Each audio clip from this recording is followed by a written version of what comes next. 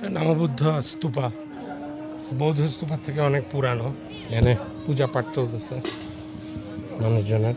বৌদ্ধ ধর্মের অনুসারীদের জন্য অত্যন্ত গুরুত্বপূর্ণ এই স্তূপাটির পিছনে রয়েছে একটি হৃদয়স্পর্শী কিংবদন্তি। তরুণ রাজপুত্র শেমচেন সেনপো একদিন একটি বাঘিনী ও তার 5টি শাবকের সম্মুখীন হন।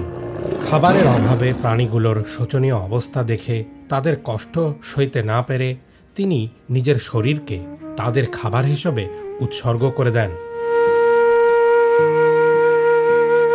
পরবর্তীতে শুধুমাত্র তার দেহের কিছু অবশিষ্ট খুঁজে পেয়ে তার ভাইয়েরা তার এই মহান আত্মত্যাগের প্রতীক হিসেবে সেখানে এই স্তূপাটি নির্মাণ করেন।